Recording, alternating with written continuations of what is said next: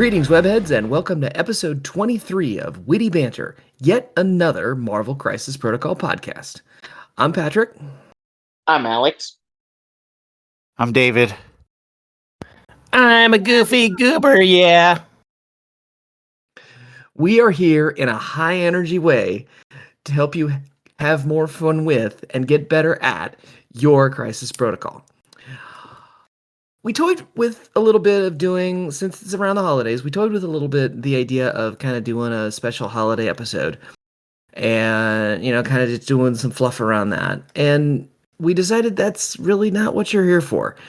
If you've stuck with us for 23 episodes, you've probably stuck with us for 23 episodes because you like the crunchy bits of Crisis Protocol. And so that's what we're going to give you.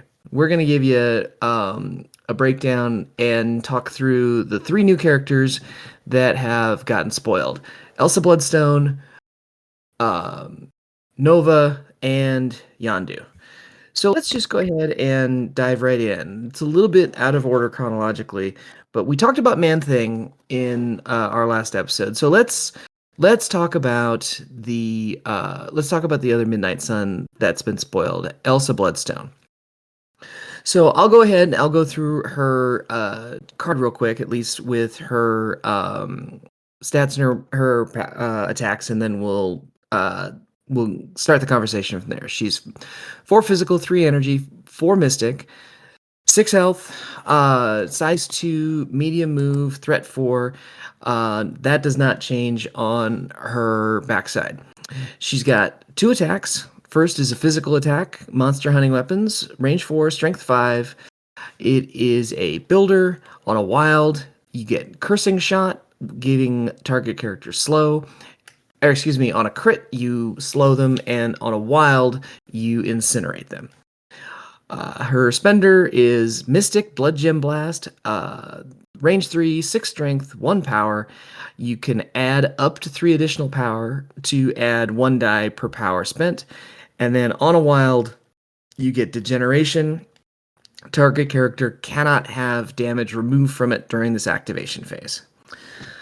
JP, what's your first thoughts of Elsa, at least that part of her card?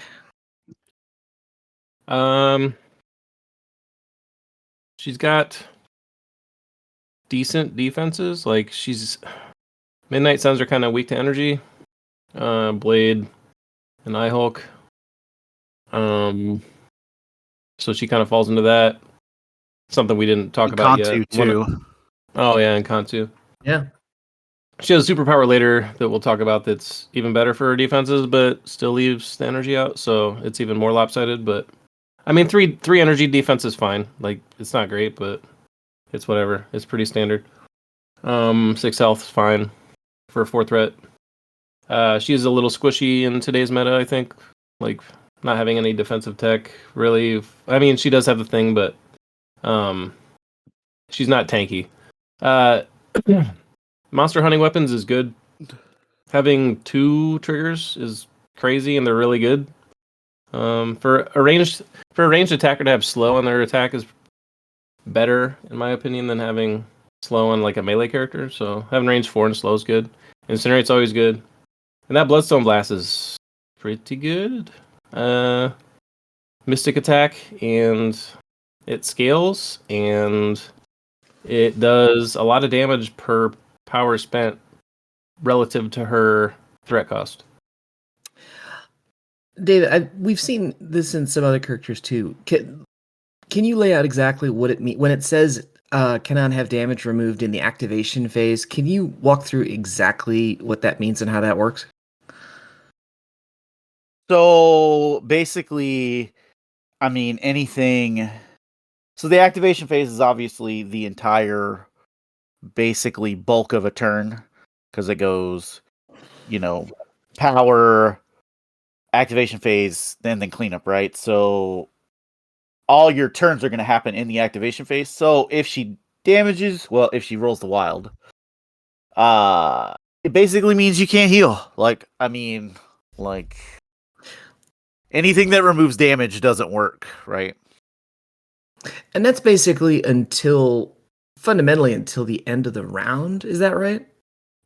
Yeah. Mm, So right mean, before the cleanup phase, basically. yeah, it won't work on like iHulk's Green Door or Right. something like that, but But if you hit somebody and you degenerate them, then on your opponent's next activation, they can't come walk over and patch them up. yeah. And like iHulk won't be able to heal once per activation or Turn. once per turn, stuff like that. Yeah. And like Apocalypse's healing mechanics wouldn't work either. Yeah, No, and it neither would does shut like him down. Dracula or exceptional healing. Or not exceptional Herbert- healing, I mean healing factor, sorry. Yeah. Instant recovery, Venom, And I guess VR characters that Venom, can remove Venom. damage. Yeah. Yeah, I guess exceptional healing won't, Venomized. yeah, exceptional healing won't work for different reasons. Yes, that's true. Alex, anything particular stand out with you on at least kind of the top half of her card? JP honestly covered everything. Like my favorite part of the top half of the card is definitely that spender. She's got just so many options when it comes to how much she wants to do. Like her damage ceiling is so good with being able to spin the power and like being able to cap out where you want it to cap out. Because there's been times where I felt bad with other spenders. A good example was Friday. I played against Tom. His abomination had 5 conditions on him, and I spendered him, and I only needed to do 3 damage. But with 7 dice, I didn't feel confident enough to do at least 4 hits. So the spender, I didn't feel as though I needed 18 dice, but it got the job done. With Elsa, you may not need 9 dice. You may only need 7 dice and only need to spend an additional power. We'll talk through her power generation, which I'm suspecting might be an issue. But let me walk through her superpowers, and then we'll finish with a conversation about her leadership because I feel like that's going to be a lot of the conversation. She's got 3 superpowers. She's got run and gun. So for 2 power, she can make an attack action followed by a move action, which that superpower is always going to mess me up because the way it's written, it should be gun and run, but that's, I guess, the way they're going to title it. She has supernatural senses, which also cost 2 power. While the character is defending against a physical or a mystic attack during the modified dice step of the attack, it can use the power and can reroll any number of defense dice, including skulls. And then Bearer of the Blood Gem. When an enemy character causes this character to gain 1 or more special conditions after the effect is resolved, the enemy character suffers the damage. Additionally, this character cannot be advanced or placed by the effects of mystic attacks or enemy superpowers. So, David, what stands out to you in that suite of superpowers that she's got? Well, I mean, I appreciate that her running gun is not once per turn, so Right. she could do it twice, which is pretty good because you could like get in somewhere and then run and gun out if you wanted to like get in close enough to spend her. I mean, this is assuming you have a lot of power, right? But like if you wanted to like make a shot, get in close enough to spend her and then spend her and run away or move back to the point that you were on or whatever. Right. I think it's pretty good. Alex? Oh, sorry, go ahead. Her Bearer of the Blood Gem is really good. I mean, like Thanos can't mind her or like Cosmic Portal her, which is like kind of insane. Well, Thanos is a Who monster. knew a blood gem could stop Thanos and the most powerful being in the universe? Yeah, apparently. Blood gem is best gem. yeah, apparently. Can we Take that. make official Take that. gem so that way I can spend 3 power or 3 threat and put it on any model when Thanos is on the table? Sure, why not? I don't think Elsa's real happy at the idea of giving it up, so probably not. All right, fine. How about supernatural senses, JP? I know we were kind of talking about that's her defensive tech. How valuable is that power? And it makes her a lot tankier, right? Unless she's going against energy, and then Right. she's just kind of.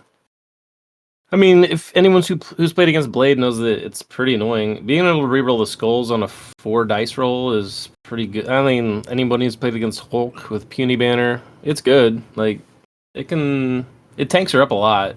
She's not like a DR super tanky character, and she needs power for it, right? So, Yep. depending on like she can run out of power and like start not having it but it's probably actually better on her than Blade because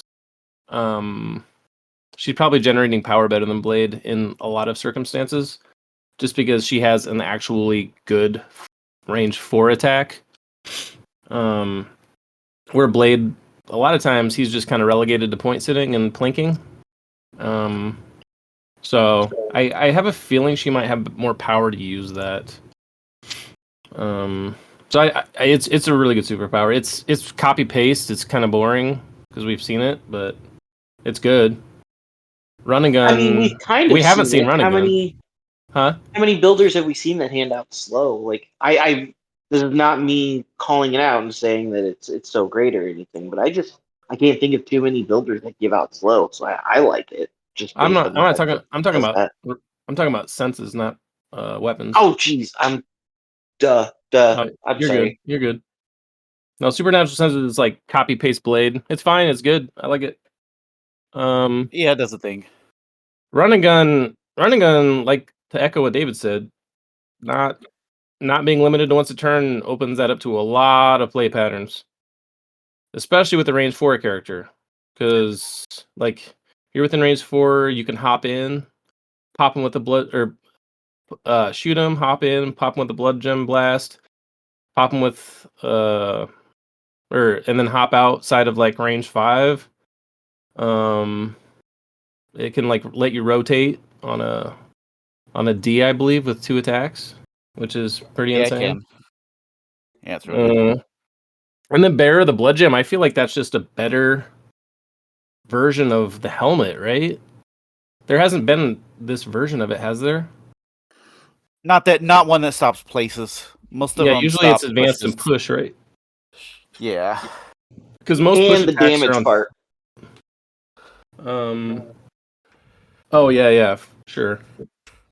Most push attacks or most push effects on attacks are on physical attacks, which kind of negates the helmet usually.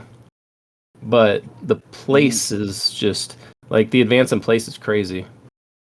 Like there's a ton of it's really good. superpowers where you can't do anything to her. So on Bearer of the Blood Gem, the causes the character to gain 1 or more special conditions, which means that it's got to be something new. So like if she's bleeding already and then somebody gets a bleed trigger, that wouldn't kick this in because she's not gaining the condition. Am I reading that right? Yeah. Okay. Yeah, she can't gain it again once she already has a condition. Right.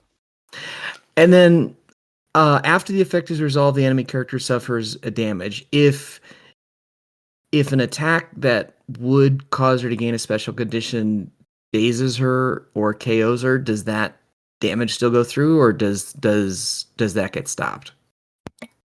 It would get stopped. It would get stopped, yeah, because she has no superpowers. She has no superpowers when she's dazed. Okay. I think it's a non-starter because I think not every, but most conditions are applied after the attack. So if they daze her on the attack, they wouldn't apply the condition anyway. Would that make a difference if you had like you have some of the you apply stun before the attack is resolved? Yeah, then you could do the damage back. More damage. Okay.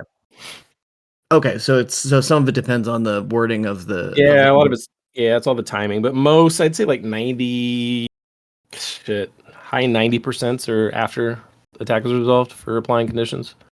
Okay.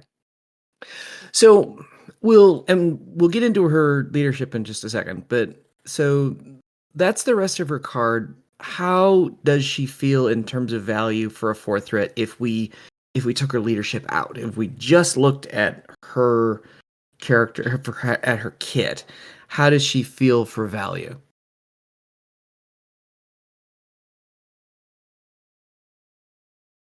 I I think mean, you're getting your value out of her.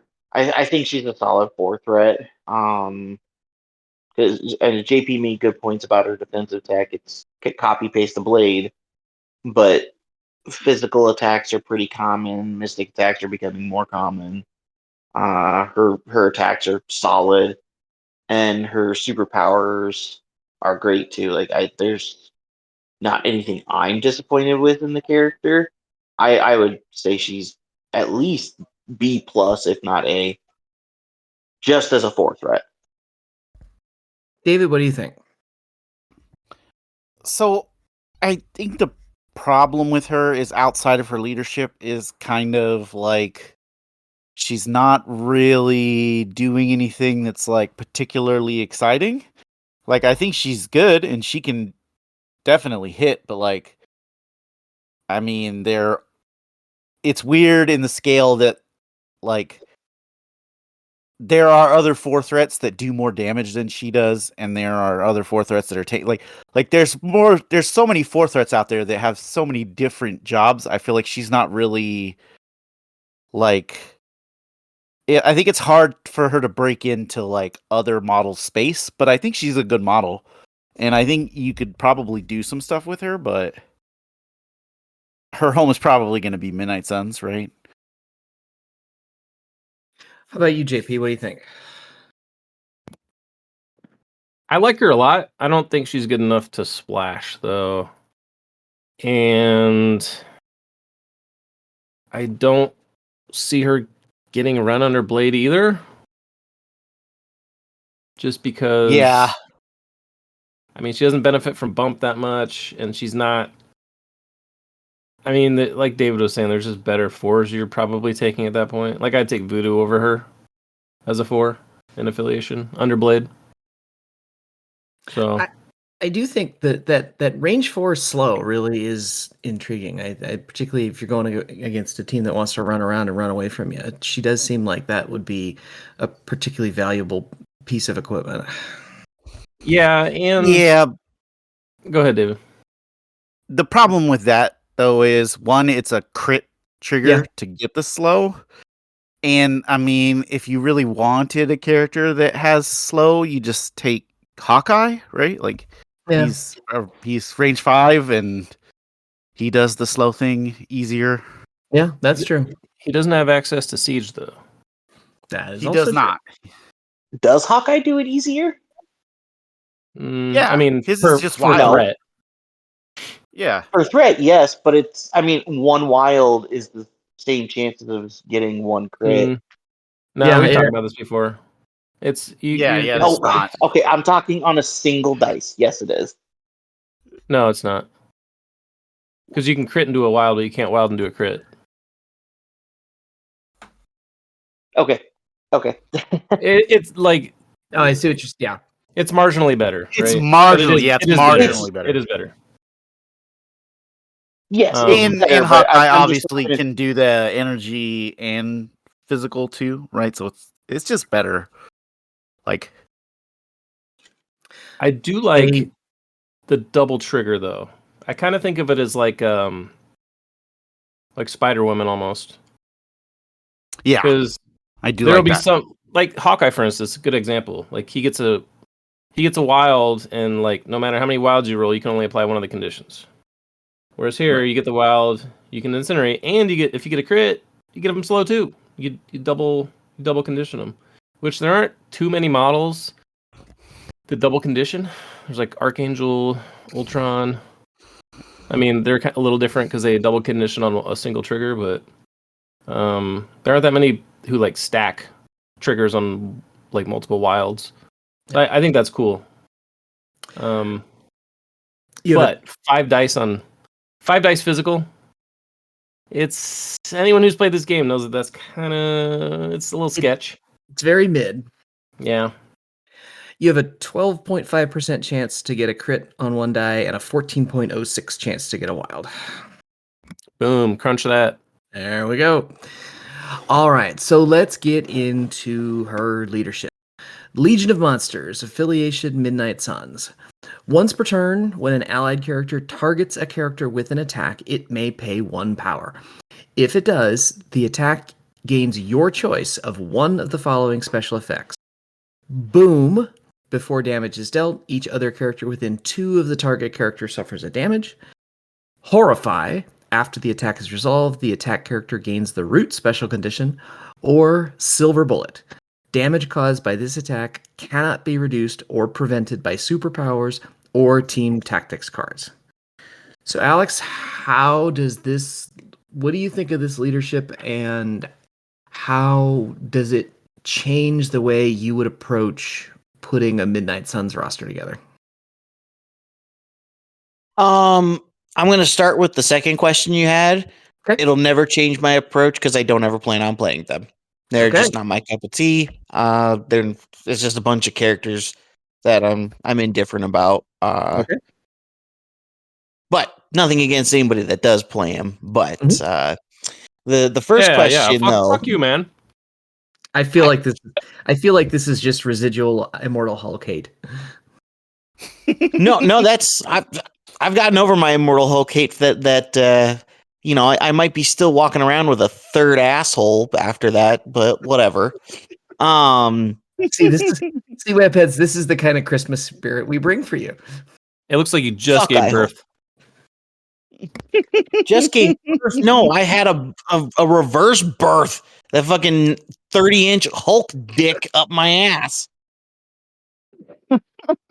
Back to the original question. I think it's a super neat leadership. I don't think it's quite as good as Blades, but it brings a lot of fun to the affiliation.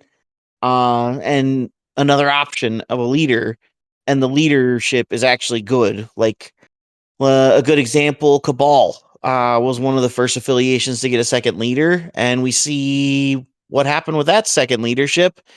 She doesn't exist anymore. So yeah, I like Elsa's leadership. The 1 power to pick one of the 3 effects. All 3 effects are good. I just think it's a solid leadership. Probably won't get played as much as Blades because Blades is just fantastic. But instead of getting stuck with a potato, you can play with a model that's actually good and has a good leadership. Hot takes floating around here, webheads. Elsa Bloodstone, better than Sin. David, what do you think of the leadership? So, one, I think the leadership is really, really good. The fact that they are not, they don't have any extra triggers. You just pay the power and it happens. It's good. And root is like one of the best conditions in the game, and it can completely cripple characters.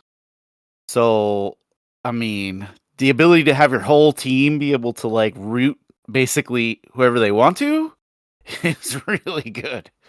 And there's no like, you don't need a trigger. You don't need. You just do it. Just pay a power. Here's your root. Even a character like Wong could walk up and root somebody, right? Like, right. I mean, I think it's really good. And the being able to ignore damage reduction is also really good, especially in the specific affiliations and characters and stuff.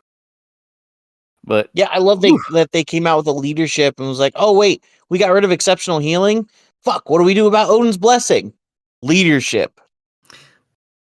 And I wanted to throw that out just to make sure I was reading it right. So this Odin's Blessing, Xavier's Dream, all those other cards, the Silver Bullet would stop those. Yes, that is correct. Now it gets a little weird because you have to choose before you know if they're going to play something like Odin's. So Right. like basically they could just, if the character survives, they could just Odin's the next attack, right? Because you can only do it Right. once per turn. Right. You kind of got to set it up to know Yep. that it won't work. It's Yeah. like 20% silver. Yeah, yeah. Well, you've only got the one silver bullet, and you don't know if that's the one that's going to be the kill shot. So you have to, There you go. or I mean, every character is Was using. So if you're putting it on your Hulk, it's like you only have one silver brass knuckles question mark. I guess that's how it would work. this- I don't know. Are we in Werewolf in London or something?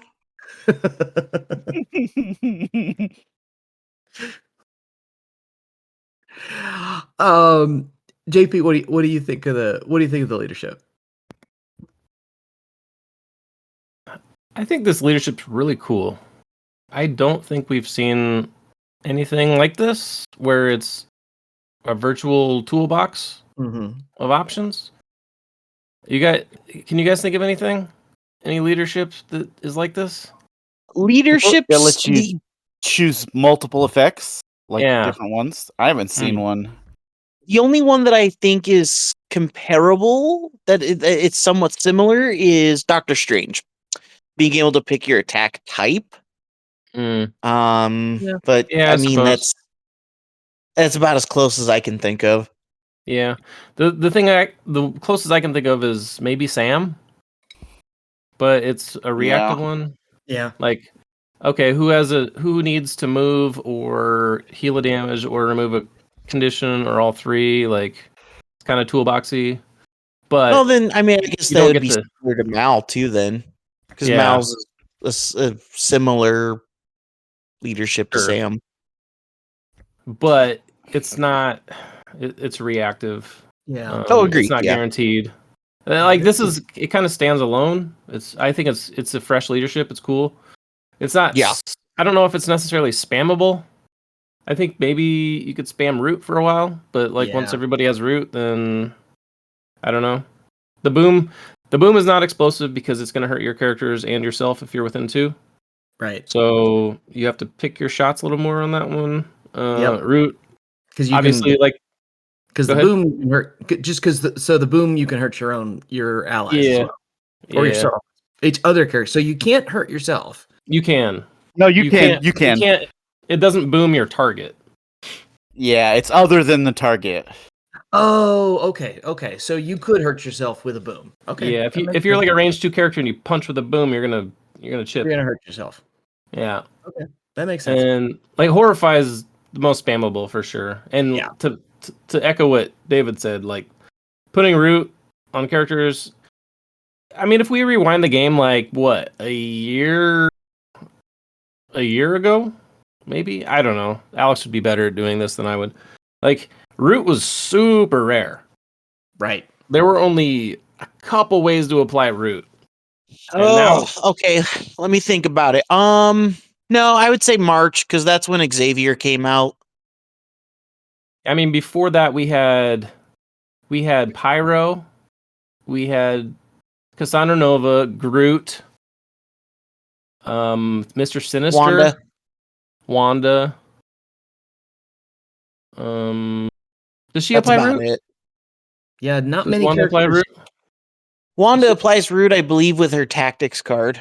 Oh, or Oh, tactics card. okay. Yeah, I suppose. I mean, if you're doing that, I guess Bane of Dumbala too. But Yeah. it just wasn't common at all. No, not at all. And now we got APOC with Pestilence, Yep. just walking up and rooting a cluster of people. But now we've got Elsa Bloodstone, who's probably one-upping APOC to just pay one off any character to automatically apply a root, making thralls cry from any range. Yeah, like you spend a power and you're probably denying them more than one power while that character is before that character dazes. Silver Bullet is definitely the least useful, but still really, really good in the right circumstances. You're gonna feel pretty smart when you use this leadership, basically, because it's gonna be. Silver Bullet feels like the one you're going to use the least, but is going to be the most impactful when you use it. I think they're all really impactful though. Like Boom. Yeah. How many times you leave a character on one and you're like, shit, I don't want to put more resources into that. Boom, bitch. Like Well, Yeah.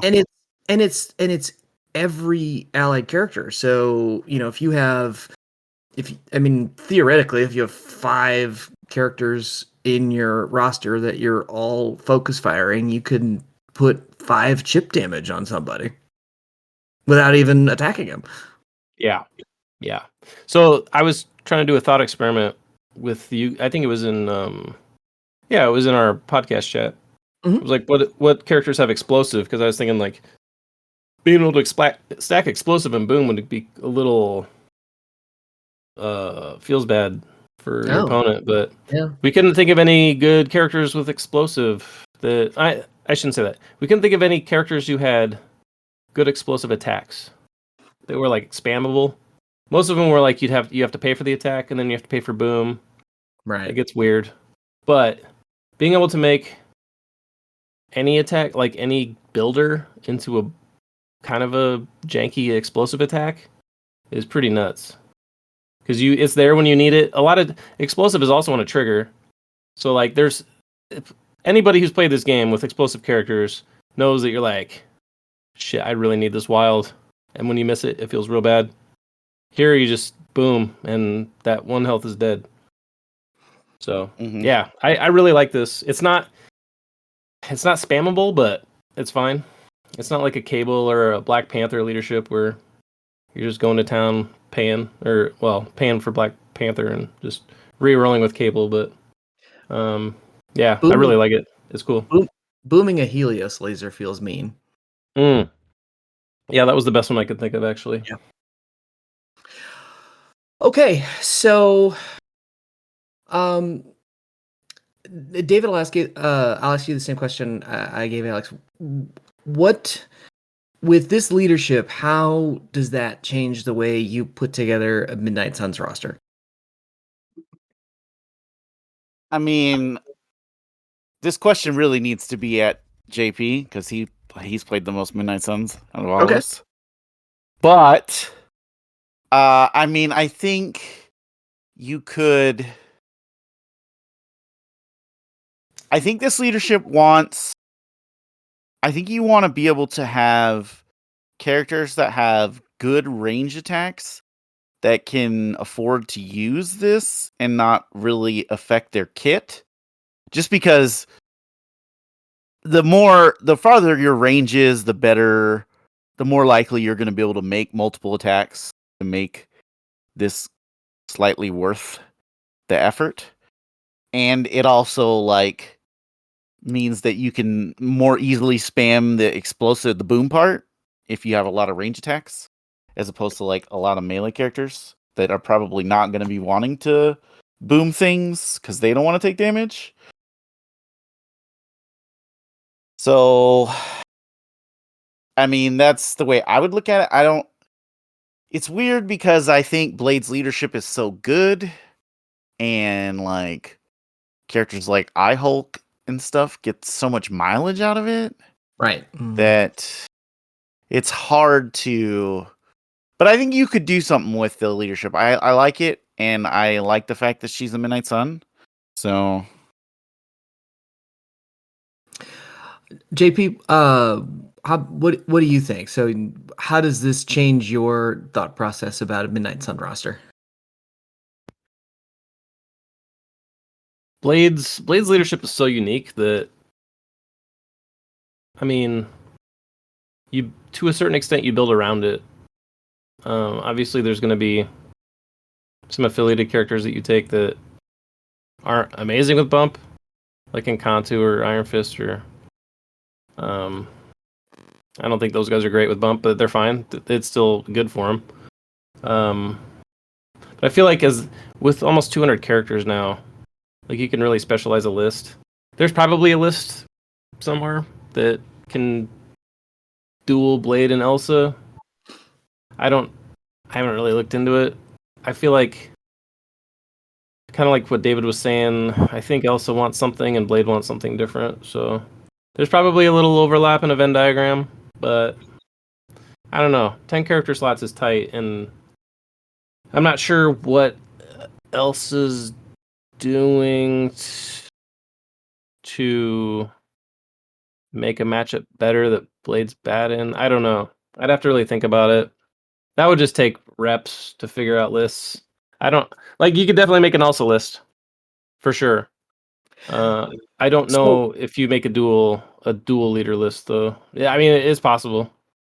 So if you're making an Elsa list, then what's which Midnight Suns characters are you reaching for that might not be as high on the list to reach for in a Blade list? Moon Knight comes to You beat me to straight it. out, right? Yeah, Moon Knight was my first thought. The first thing I thought of was Moon Knight. Yeah. No, the redheaded stepchild would definitely show up on this list. Ghost Rider seems like he'd like Elsa's leadership too. Yeah. I mean, I think Encanto is just good. He's just good.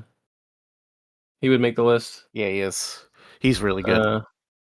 Like he's just good splash, let alone affiliated. So,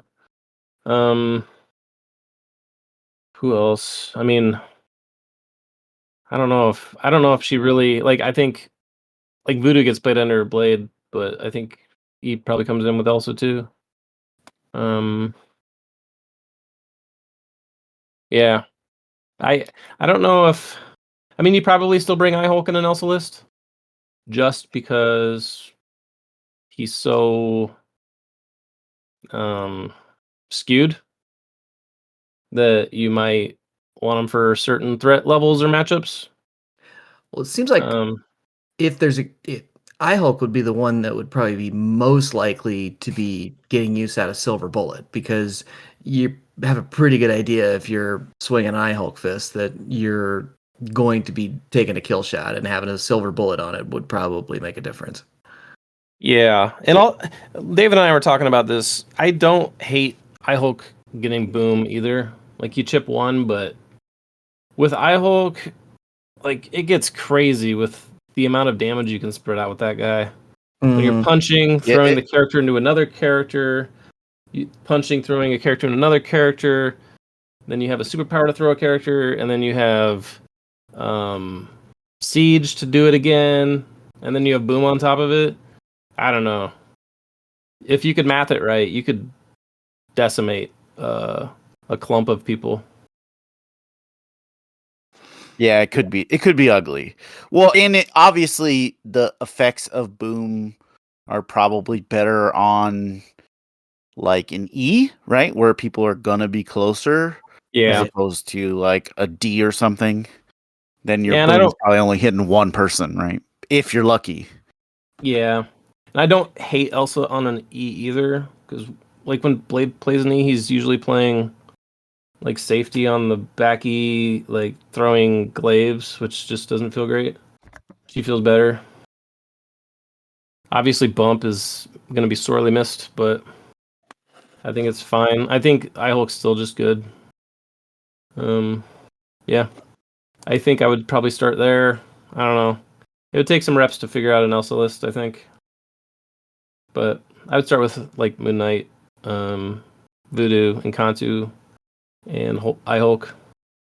And probably Iron Fist, just he's still good. Yeah, I suppose Silver Bulleted Iron Fist makes a lot of sense with that too. Yeah, I mean, Makes sense rules wise. Does it make sense anywhere else? No. No, it really doesn't. Hey man, his fists are deadly weapons. It's gonna be an iron silver fist. That's what it is. Yeah. Yeah, all of a sudden the headcanon on this gets complicated. It's Okay. it's like the kickboxer movie where he wraps his hands and then dips them in glue, but instead of broken glass, he's dipping them in silver bullets, and he's gonna fuck some people up.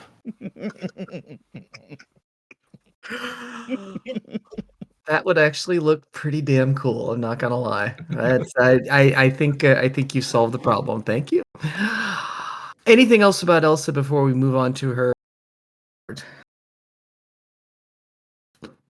She's the same on the back, so Yes. Yeah. yeah, I'm happy she's out. I'm happy that Midnight Suns gets another player, another leader to play with. It's going to be real. There's going to be so many Midnight Suns players having withdrawals from getting off the bump. Yeah. Yeah, it is going to be really hard to unlearn how to play Midnight Suns if you're trying Elsa, because I think that the bump is so ingrained in just how you think of how to play the roster. I agree. I think the first few Elsa games are going to be a little bit of a challenge. Yep. Oh, we didn't talk about her tactics card. Yeah, that was just what I was going to Oh, next. okay, I just okay. wanted to make sure we didn't All right. miss anything when I can. Moving Okay. on. So her tactics card is Covering Fire. It's an unaffiliated reaction. During the power phase, an allied Elsa Bloodstone may spend 2 to play the card. While this character is not dazed until the end of the round, once per turn, after the first time each turn, an attack targeting this character or another allied character is resolved. If the attacker is within 4 of this character may roll 5 dice. If it does, it deals 1 damage to the attacking character for each crit and wild in the result. That is such a poorly written run-on sentence. David, what the hell did I just say? I don't understand what I said. It's just super traps, right? I mean, that's the idea. If you get attacked, you're gonna get traps back, probably. But it's within it's anybody within range 4 of Elsa that either attacks Elsa or one of her allies. Yep. Mm-hmm. And so if the character that's being targeted is like on the other side of the board, but Elsa's still within 4 of the attacking character, this still triggers, because the only question is whether or not the attacker is within 4 of Elsa. Am I reading that right? Yep. Okay. Yes.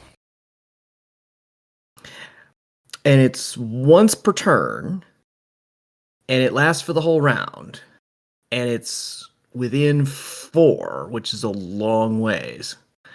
So that seems pretty decent. Alex, what do you think? I like it a lot. Oh, okay. Go ahead, Alex. I like it. It's like David said, it's super traps. It's a little bit more reliable than most traps out there. Most traps, it's 4 dice on crits and wilds, so you got a better chance. The only 2 that beat it out, I think, are Fat Thor and Electro. But aside from that, yeah, it's super solid. It's cheap. It's got a good range.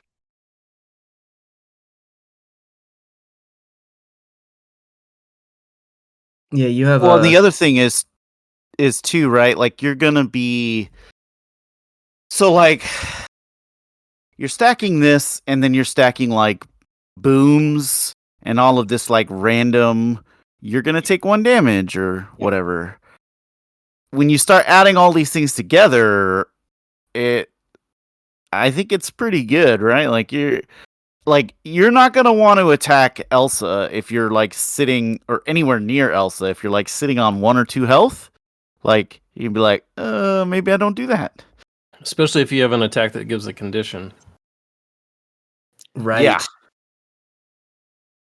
And as we had previously determined, it is not none of the conditions that come off attacks are maze. They all must apply.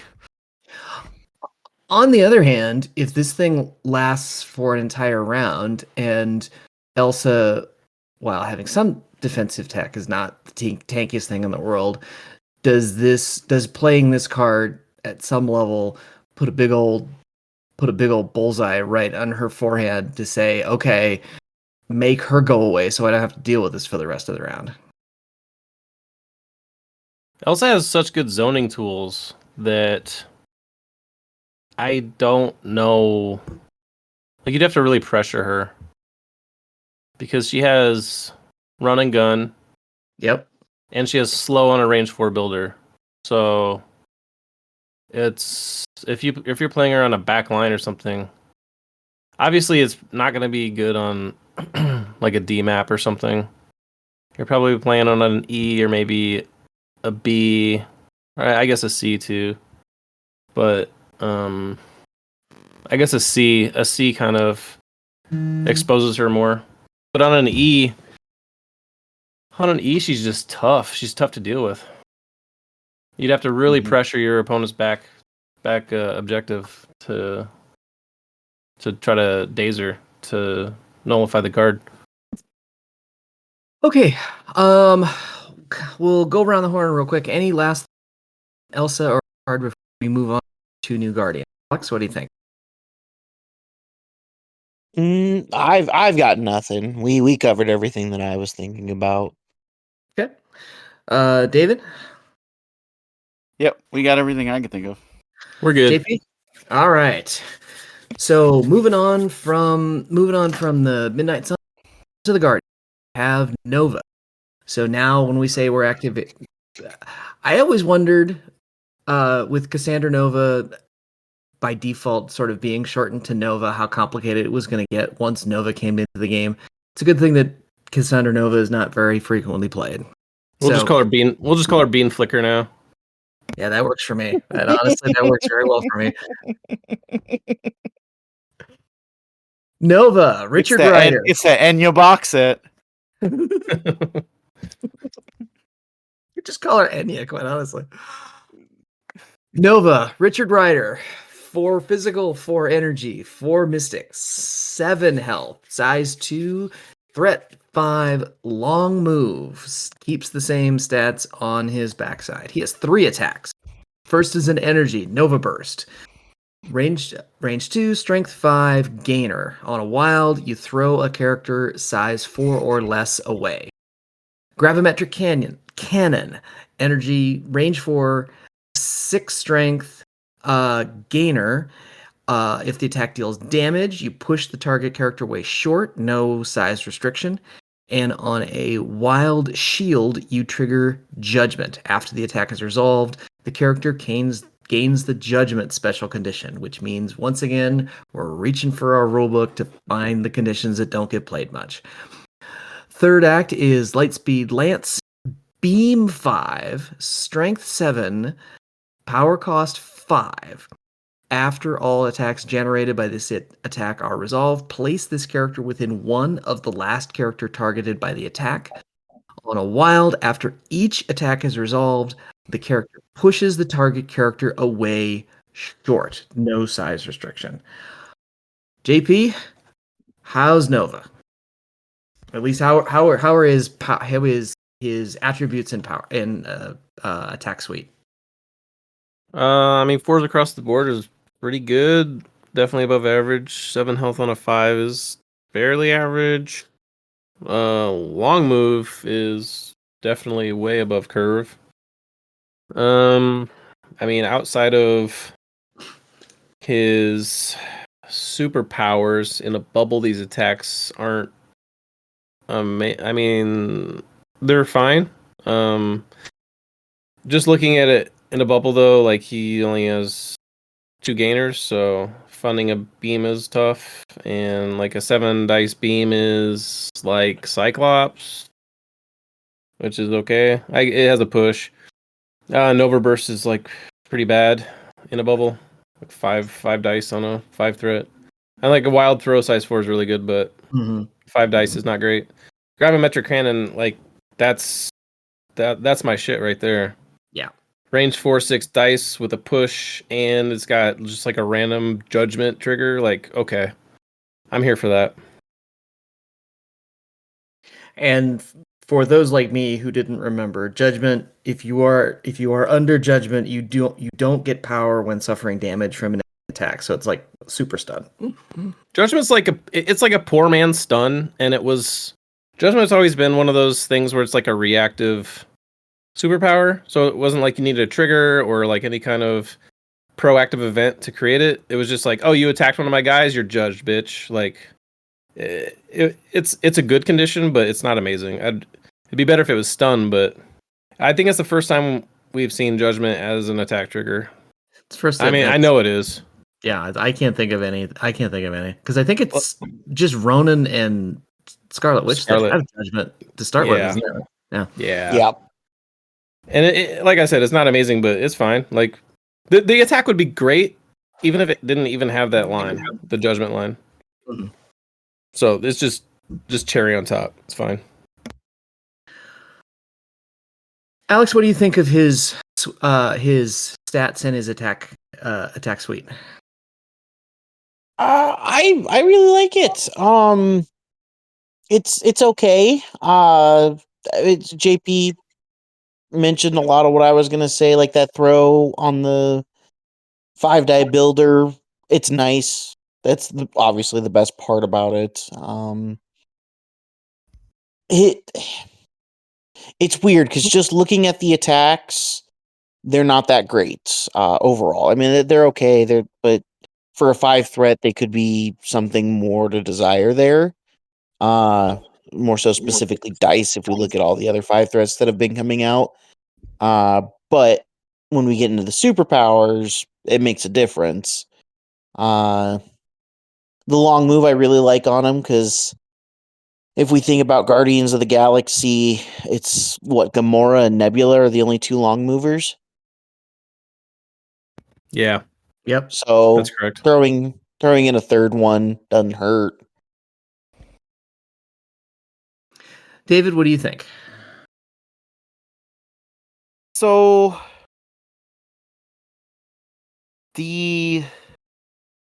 his control is kind of ridiculous.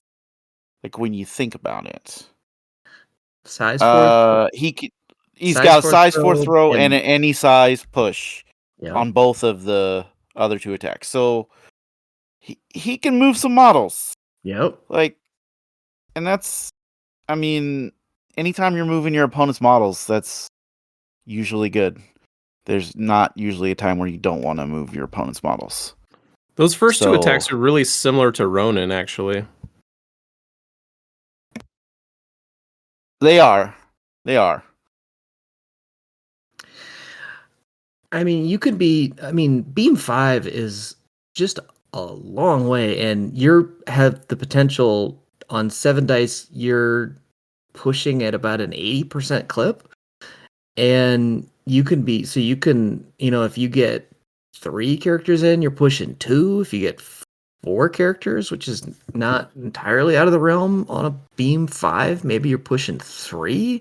That is a lot of displacement. Yeah, it's good. It's like Super Sandman. Yeah. Okay, so let's go over his superpowers. He's got faster than light, paid 2 power. For an action, you can make an attack. After the attack is resolved, you place the character within 2 of itself, only usable once per turn. You have Zendarian Worldmind. When this character or an allied character within 3 makes a defense or a dodge roll during the modified dice step, the character may spend up to 3 power to use this superpower. For each power spent, the character or allied character may reroll 1 defense or dodge dice. Can be used once per turn. Nova Force, after this character makes a move action during its activation, after the effect is resolved, it gains 2 power and may remove all special conditions from itself. Add 3 dice to the next attack roll made as a part of a Nova Burst or Lightspeed Lance attack made by this character during this activation. This character can be affected by the superpower only once per turn, and Nova it can fly and is immune to incinerate. So, David, what do we think of his superpowers? I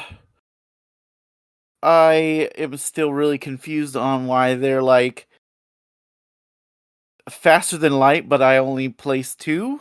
That seems like what? It's really slow light. It's getting I mean, bounced around a lot. CGR like laughs at this with a range 5 place, right? Like, what is this? Like anybody with hit and run moves twice as fast. Yeah, it's like Crossbones would disagree with that. oh yeah, I guess he does have. I So- guess the Slow ass Crossbones still moves faster though. Yeah, and apparently He doesn't move twice as fast, though. He's still faster than Nova. Going faster than light. That's fine. We can agree with that. But he doesn't move Crossbones twice as fast. Dragging his big old sack. apparently Elsa Bloodstone is like 1.5 times the speed. She's moving at like warp 2. She's glitching. uh, Nova's like fucking geriatric in a wheelchair. I think faster than light is cool. It's fine. Action economy with gainers though. It's like, do you really want to be spending 2 to do this when you could spend 3 more power and Lightspeed Lance and place anyway? Like, At the end of a beam 5. yeah, like I don't know. I mean, it's fine.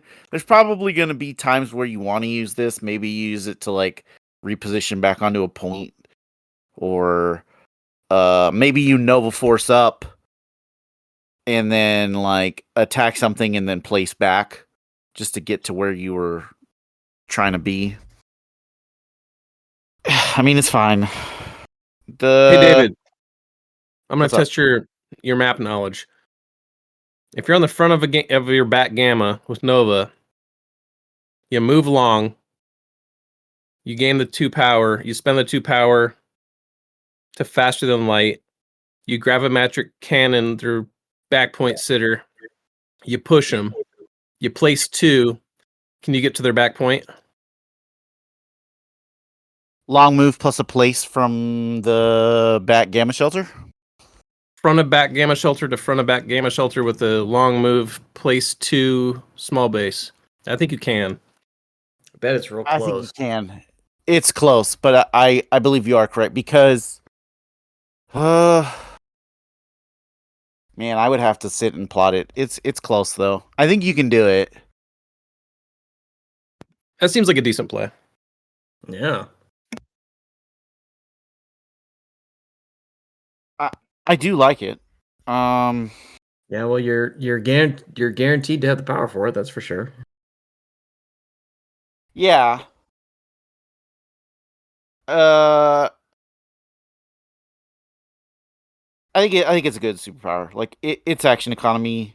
I don't know how often he's going to be using it because I think he wants to be beaming as much as he can. Yeah. Because the beam is ridiculous.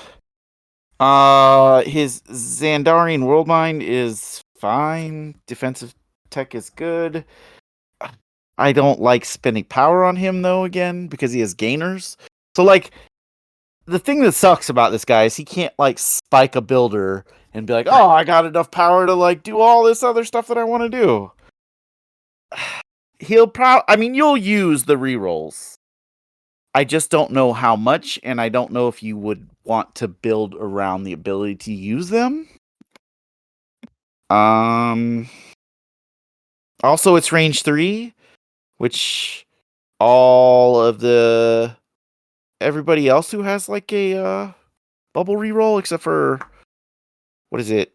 Heimdall? Is Heimdall the only other one that's a 3? Because everybody else is 4, right? Off the top of my head, I think that's correct. I think Sentinel Prime. that sounds right. I thought Prime's a 4. Is it a right? 4? Prime's a 4. Yeah. Yeah, Prime's a 4. Prime's a 4. Oh, yeah, it is a 4. Boy, you'd think I'd remember that. Loser. I know. I mean, he probably is using this on himself more than other people. But, I mean, you won't be sad when you have it. if you need it, right, to like reroll some clutch defensive reroll. It is what it is. I think it's fine. Yeah, I His think Nova it's Force is good. That part is that's really good. I mean, the 2 power and you remove all special conditions yeah. is good. Keep in mind this does not remove stagger because Right. you're gonna have to remove the stagger before you make a move action, Right. and it doesn't stop slow because you would move first and then the slow would get removed. And stun, you will only gain 1 power from moving before you remove it.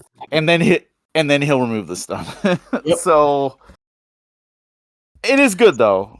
Still though, man, you can move long to set up a beam 5, which all of a sudden is 10 dice.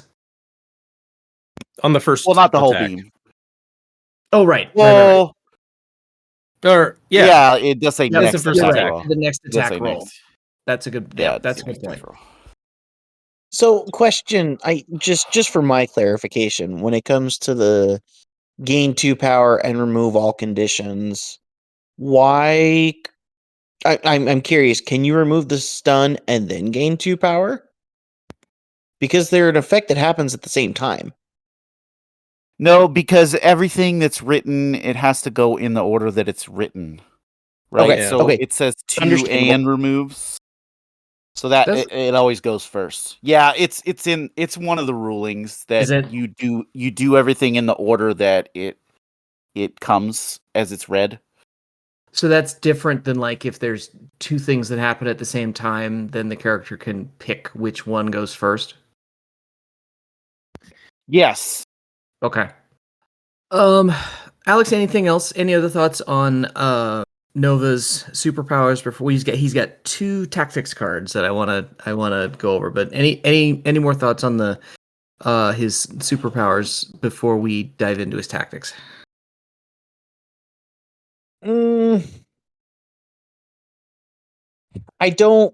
I honestly don't think how much he'll be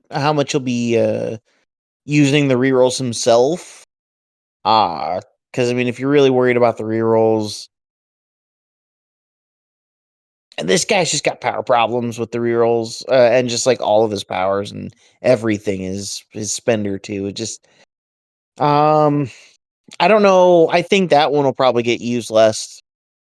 I think than the other, the faster than light, because I think the faster than light gives him the action economy he needs, and the rerolls are nice, but I think he'd rather just be spending power on beams more. Yeah.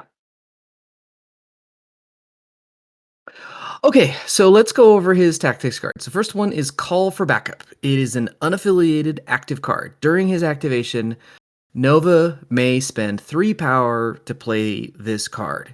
Choose one of the following. First option is Move Along, Citizen. Choose a secure objective token within 2 of this character. Push each enemy character contesting that objective short, or Stop in the name of the law. Each enemy character that is holding an extract objective token gains the slow special condition. So JP, what do we think about this tactics card, and why does Nova hate webs? I think it costs 3 power.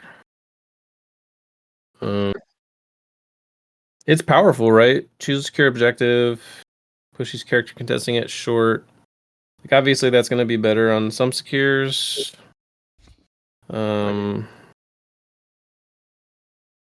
in the name of the law. I mean, it's a good comeback mechanic. If they're ahead with the extracts, you slow them. They're easier to catch and kill. I like it.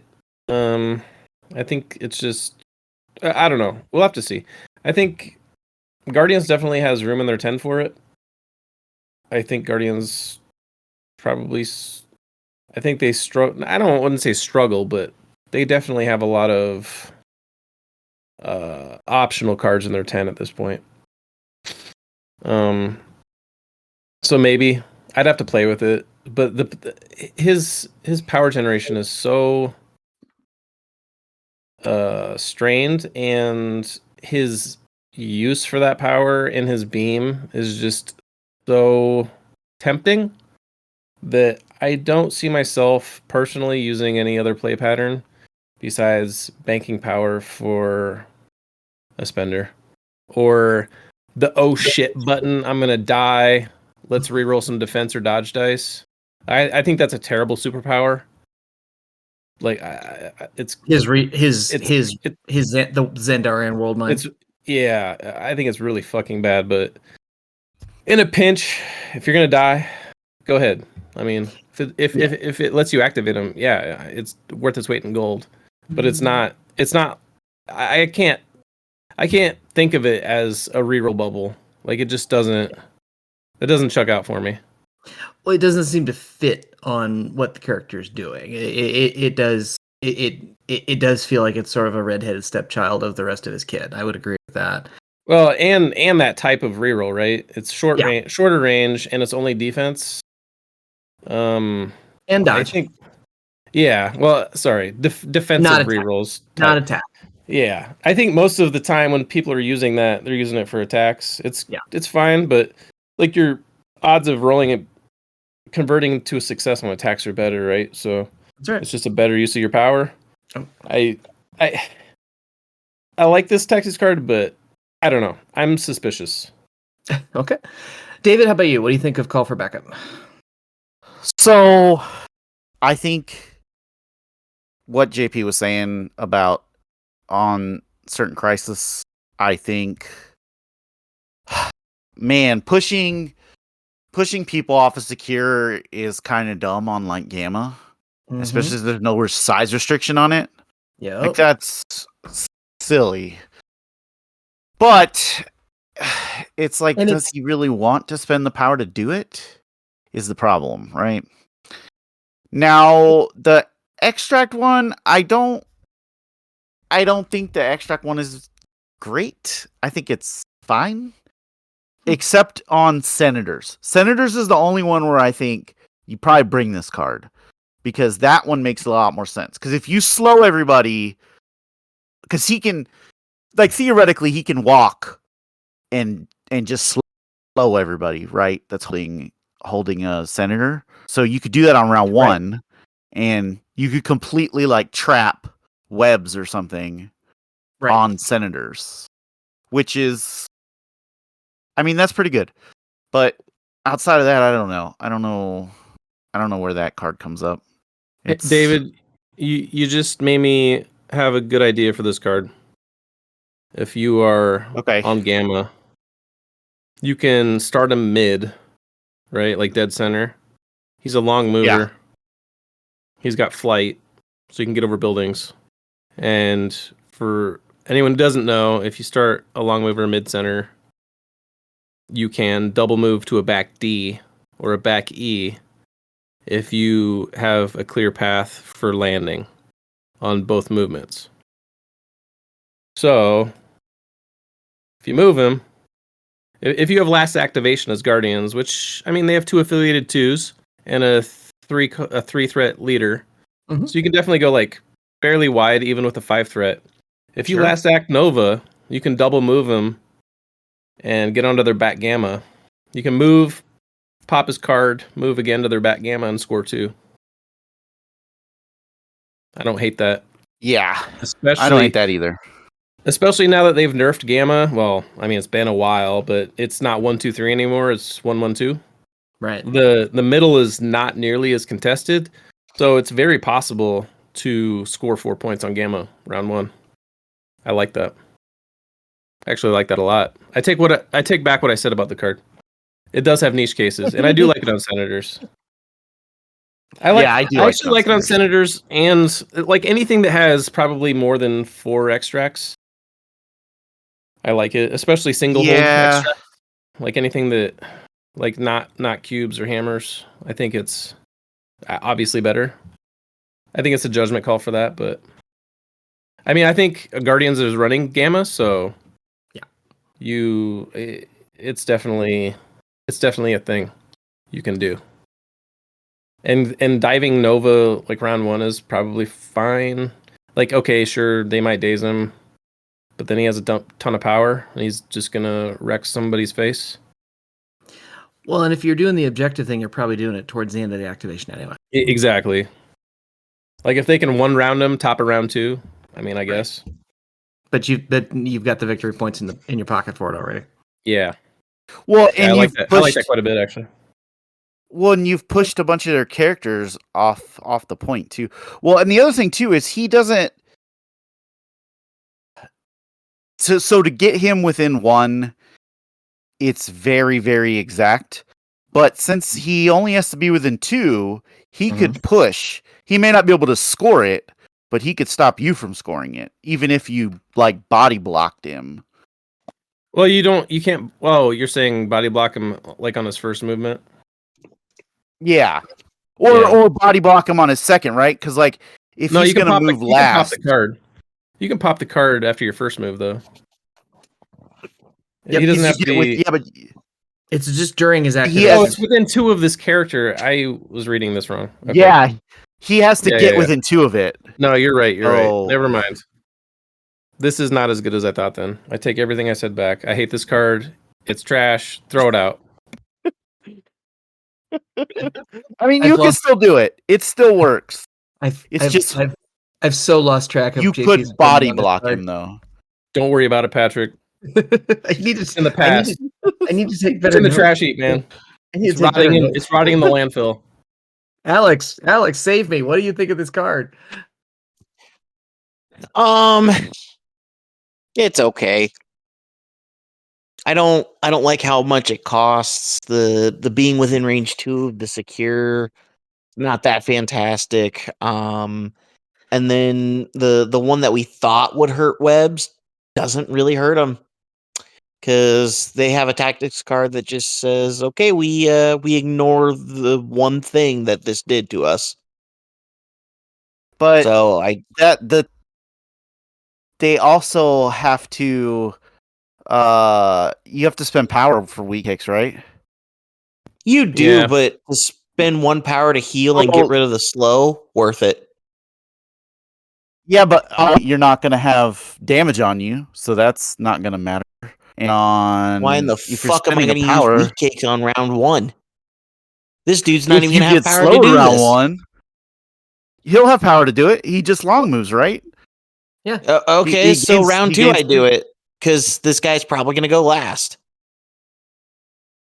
Yeah, but if you do it on round 2, you're spending power now. So now they don't have power for coming into the top of the round, right?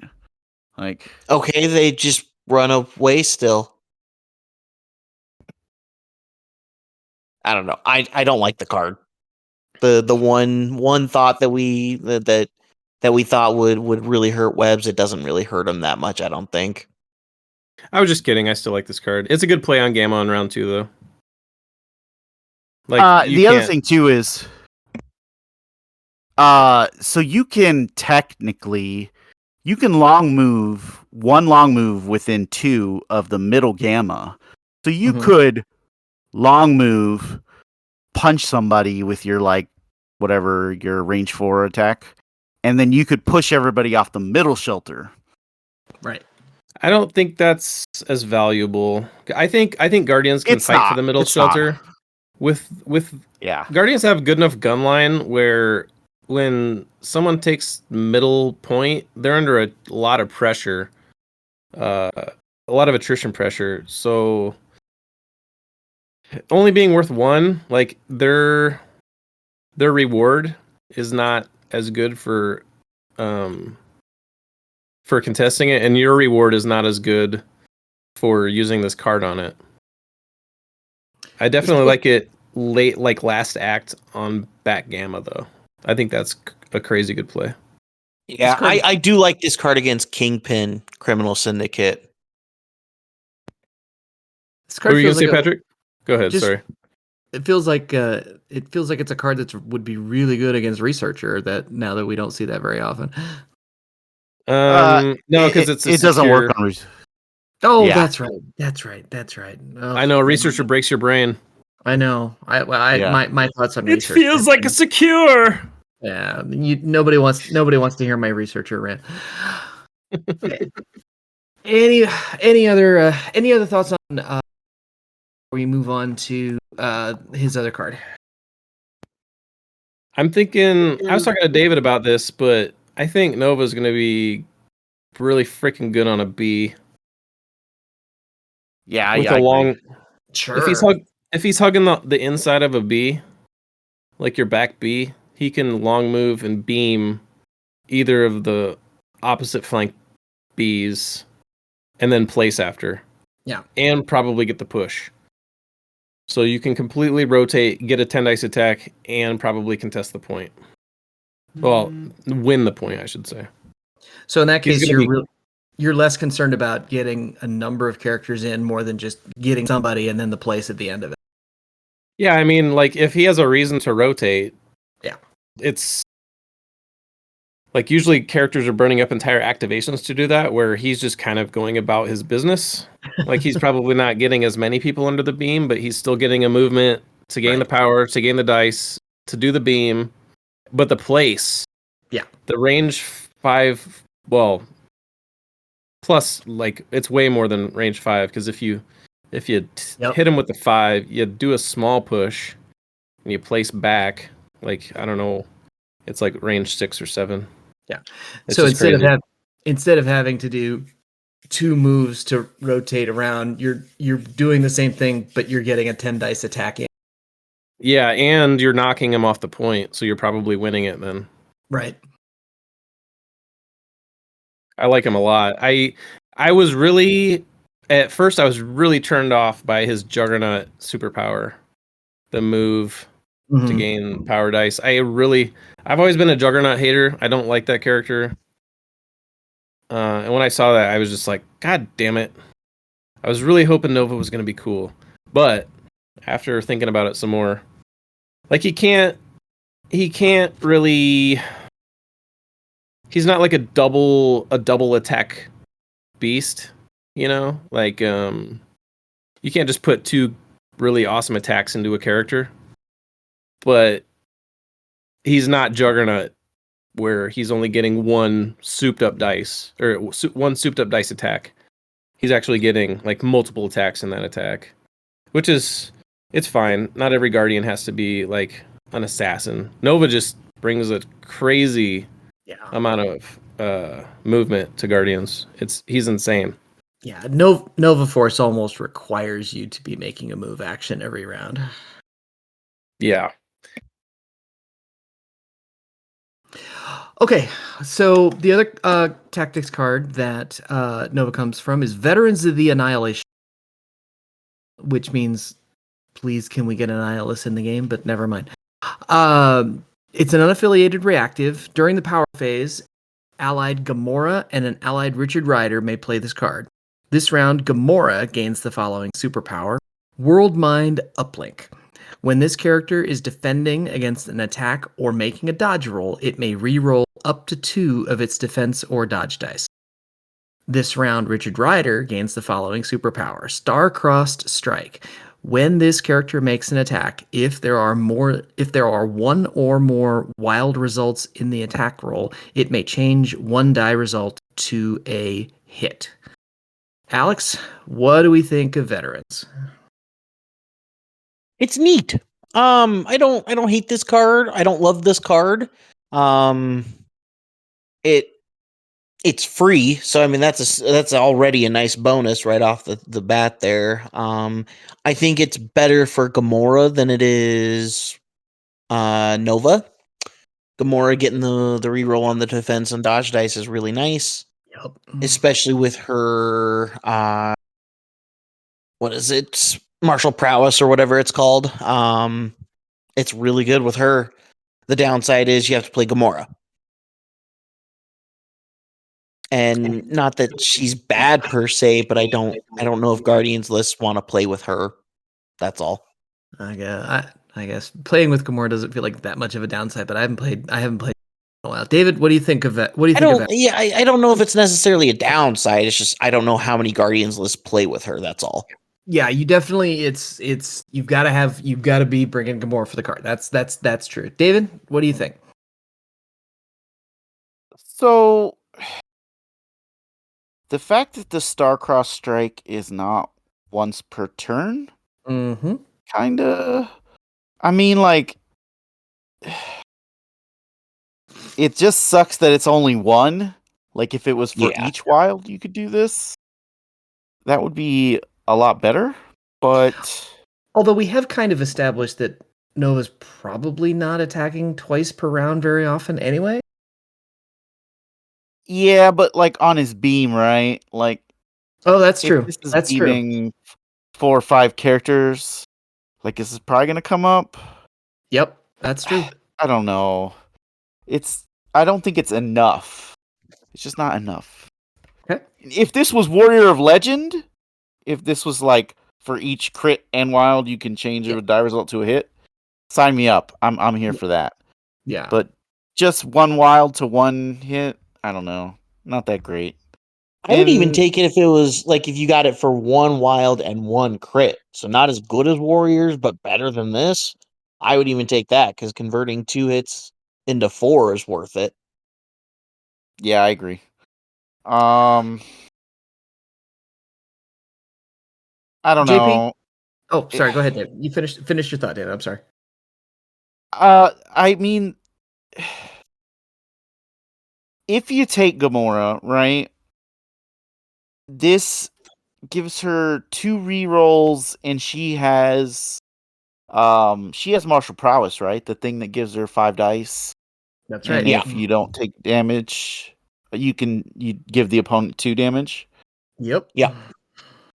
Rerolling dice on that is really good. I just don't know if it's worth this card, I guess.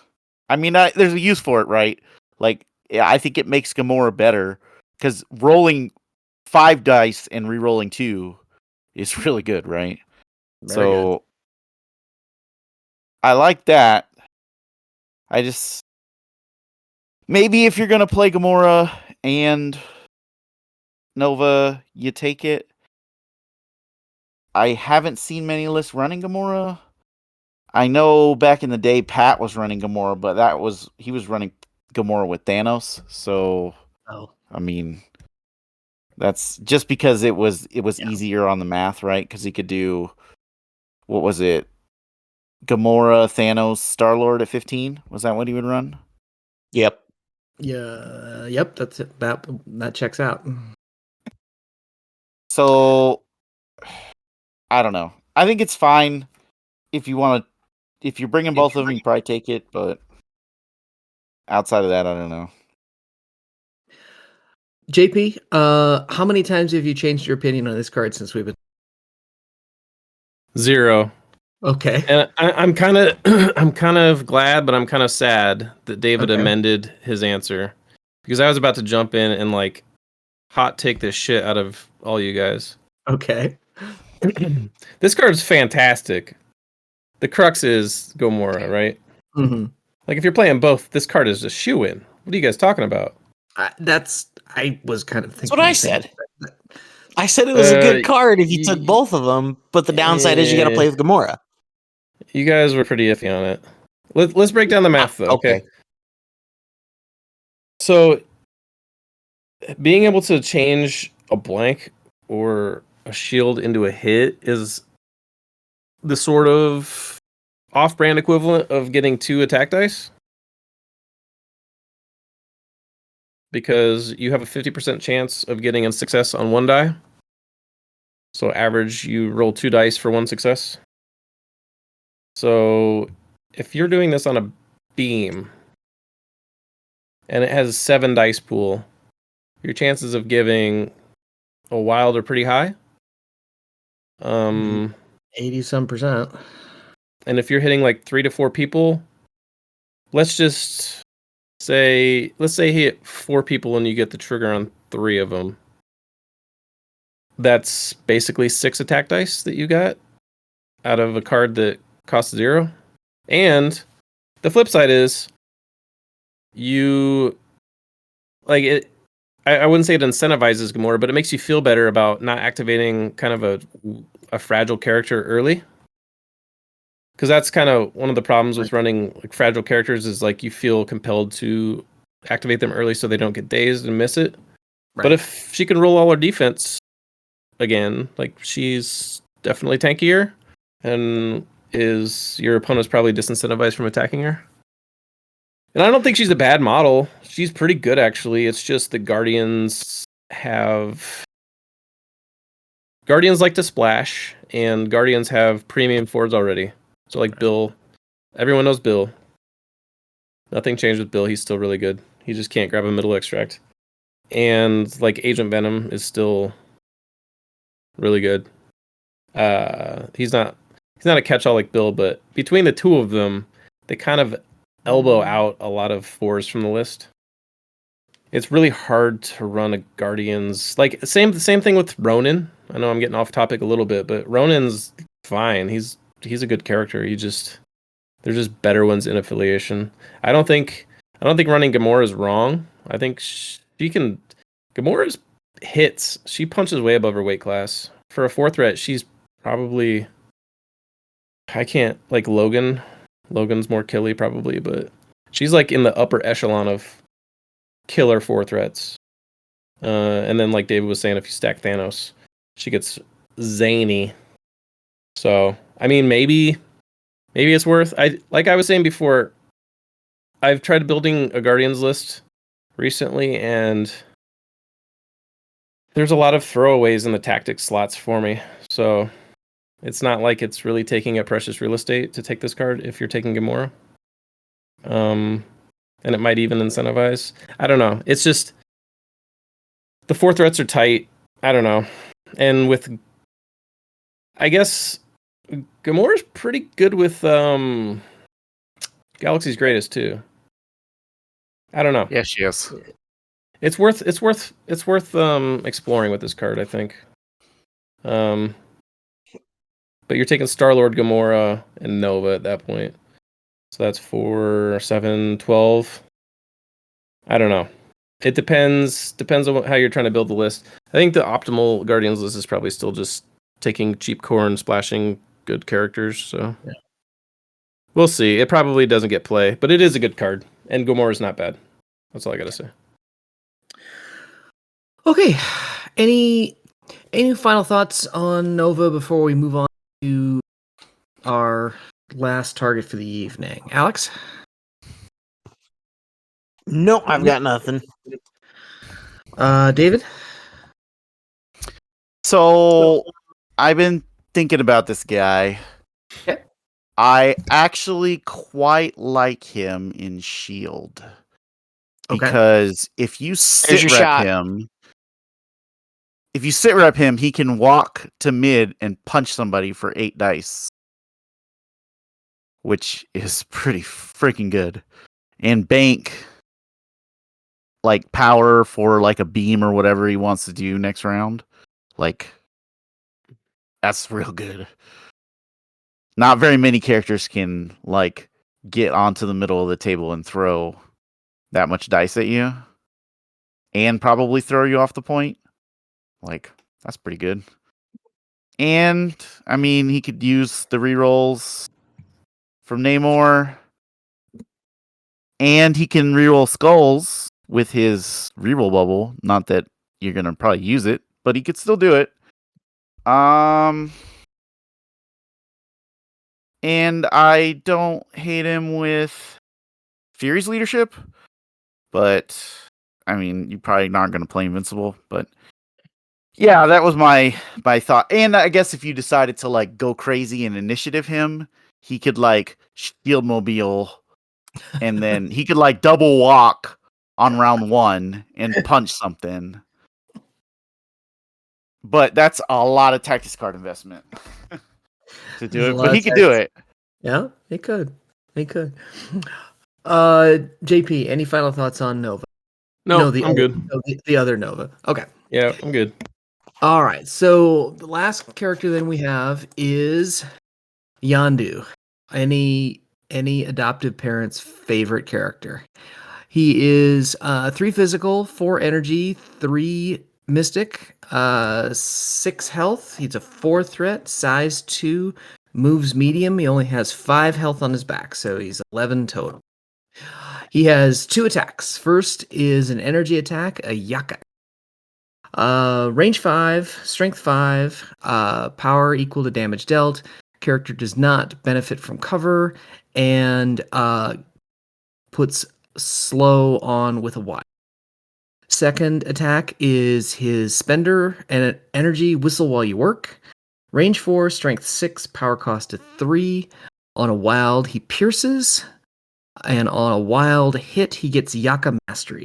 After the attack is resolved, this character may make a whistle while you work attack without paying the power cost, must attack another target within 3, and any distance from this character that has not been targeted by a whistle while you work attack this round. JP, how's Yondu stats and attack suite strike you? His stats are not amazing for 4 threat. As far as defenses, they're okay. I guess I'd rather see him have high energy as a range 5 character than high physical. So I guess it's fine. There aren't that many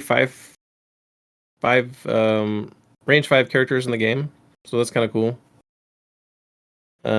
Again, we're seeing this wild slow, like Elsa.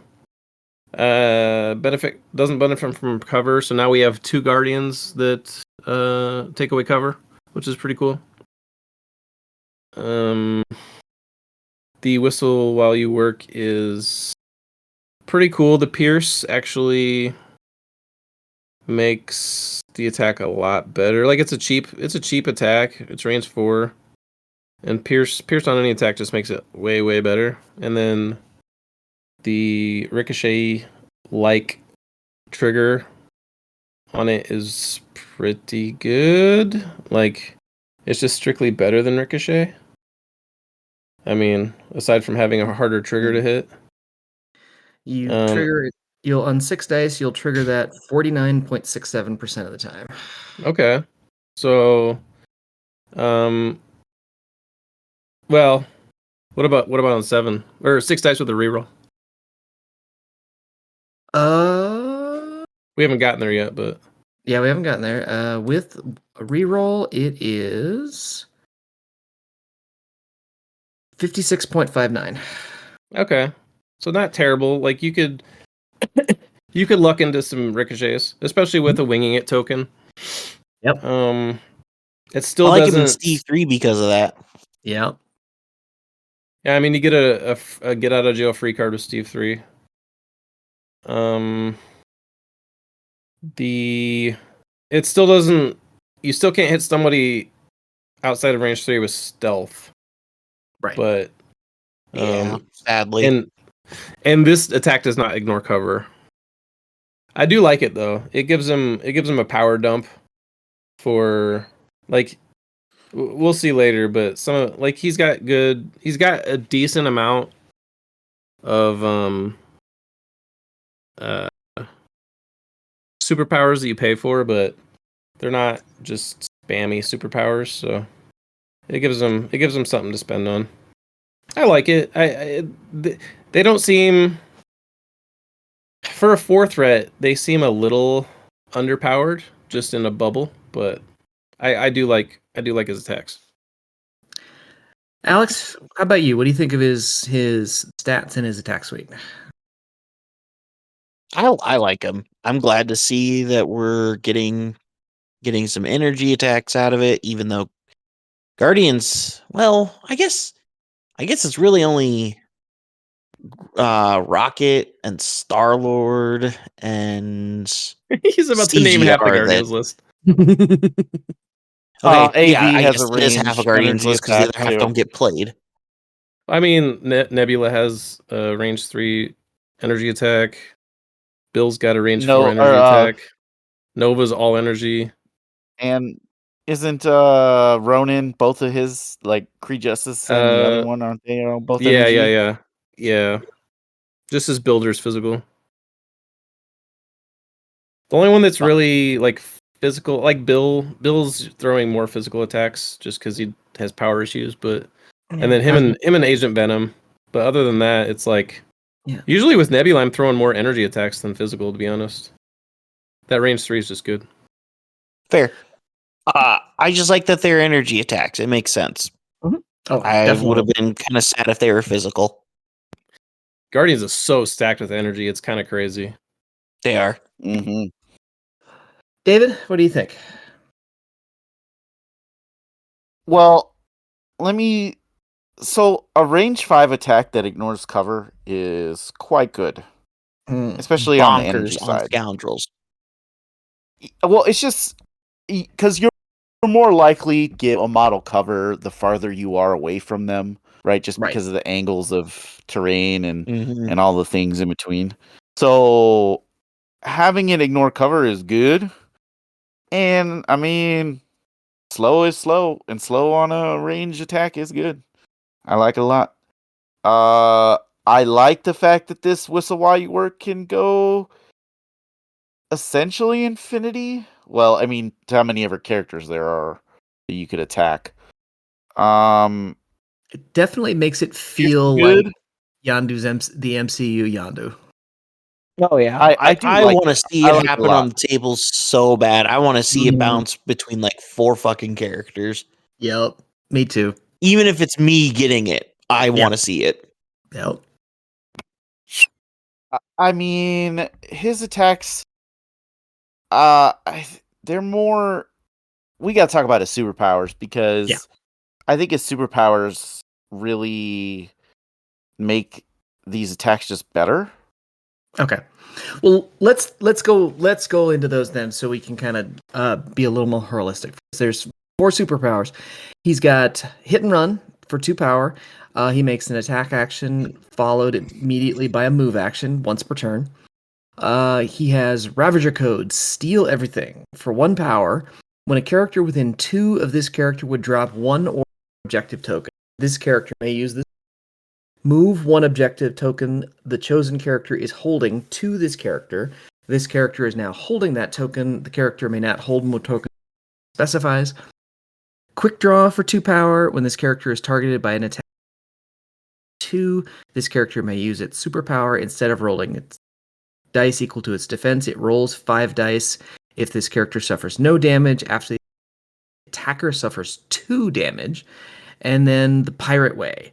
While this character is holding 1 or more objective tokens or contesting a secure objective, re-roll 1 die in its attack and defense rolls. So, okay, so you were saying how his superpowers kind of influence the way you look at his attack suite. So, why don't you go into that a little more detail, David? So here's the thing. 1, range 5 with hit and run is really good because you're almost always going to have something to shoot at and be able to move to. So his Ravager Code, right? So I've been thinking about this card or this superpower, and I had just realized that this is kind of ridiculous on intrusions, because every time somebody drops the objective from an intrusion, you can just steal it, whether it's your opponent or you. Yep. So that's quite cool, actually. Because you can force a character through a portal and go, okay, well, I'm going to drop the thing. I'll just have Yondu pick it up, right? And then it doesn't matter, which is like, that's kind of nuts. I like that a lot. Yeah, this card is like mission objective on crack and steroids with a little bit of meth mixed in. Legacy virus shenanigans enabled. Well, and I mean, there's even more things that like robbery, right? Like if somebody robberies you, you just give it to Yondu, right? I don't know if it stops the Rhino throw though. I don't think it does, because technically they drop, right? Wait, no. What was the wording on mission objective? I think this actually might stop robbery. It stops I think robbery it because does. it Yeah. says move it from the chosen character to this character. Yep, because Yeah. the objective never gets dropped, really. Yeah, it totally shuts down robbery. Yep. As long as Yondu's Which within is- 2. Which is awesome. I think that's super good. Yeah. Yeah, I really like this Ravager code power, and it costs 1, which is like Mhm. basically that's what you're gonna pay to interact anyway. So Yep. just it makes me think about maybe there are situations where you have characters who like they have some kind of ability that would cause them to drop an objective, where this could be used. I just don't know a whole lot of places. Like Apocalypse's But thing? it's I don't know if we have Apocalypse's time. thing. I don't know if we have time to go into the jank tank right now, David. Yeah. But I was thinking about it. I like you could do some interesting stuff with Ant-Man too, right? Because Ant-Man drops Yeah. objectives too. Oh, it's neat. Yeah, I didn't think of that. Yeah, that's true. There is a large constituent of Guardians players who do like Ant-Man. So that is actually a real world possibility from the jank tank. So I do like it there. I think that power is so cool and so unique Mm-hmm. that it might be worth like. I mean, he can steal from Fury Grunts, which is amazing. Like, just being like, you're gonna put it backwards. Like, no, I'm just gonna take it. Thanks, please. Yeah, I killed him It's to good. take it. I'm taking it.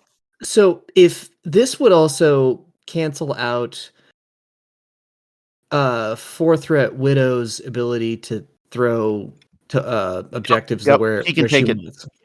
Mhm. Yeah. Yep, he can take it. Yeah, it's pretty good. Which I don't know if any lists are running her, but there are definitely people running Fury. Right. And the grunts are a lot definitely. easier to kill. The thing with him is that, so what do we figure out, David? He can't hit and run. What was the sequence? He can't hit and run. He can't hit and run in 2 of something to stop. So he can't make an attack, Stop. move. He can't make an attack, daze or KO something, move, and then have like. And then Well, I hoover guess up it only matters against like Widow and the grunts. But he Right. can't. He Yeah. can't shoot, kill them, move, and do the steal. So he has But to be within 2 to start. So Widow has martial artist. So he's probably Yeah. gonna have a hard time killing her. But grunts, there's open season on grunts with Yondu for sure. which Well, and I also like the fact that if you start within 2, so say you hit and run and say you daze something, you can pick up the objective and then get the move out of the hit and run, which Yeah. is really good. I like that a yeah. lot. yeah, That happens that's a lot cool. with hit and run, where you It get does. bound up. You Yeah. get bound up by the chain of actions. So in other words, Yeah, you attack, the attack causes your target to drop the objective token, you're able to get the objective token and then hit and run. Yep, because you and have then a run, triggering which is event between your 2 actions that you can activate your superpower to do. Okay. I like this superpower with Legacy Virus too. It's a cheaper way of getting those objectives and possibly pop the virus. Yep. That I was thinking the same thing, that this has had legacy virus shenanigans written. You guys like swimming in the jank tank a lot. I'm just I'm a meat and potatoes guy. I'm just thinking I'm not gonna pick up an extract with Yondu. I'm gonna park him on a point so he gets the rerolls. Yep. I'm gonna park him next to somebody with an extract, and I'm just gonna start blasting. And when they come to try to take my extract, I'm gonna give it to Yondu, and I'm gonna laugh. That's Yondu it. with a hammer. Ugh. I don't like that at all. Yondu and Rocket are going to be real good. Okay. Any last thoughts on Yondu before we move on to his next card? Alex? He's super solid. Like I'm not gonna do it because I know everybody's already gonna do it. But I was thinking about playing Guardians because I haven't played them ever because everybody plays them. Yeah. I'm not gonna do it, but this guy almost made me want to do it. I really like Yondu.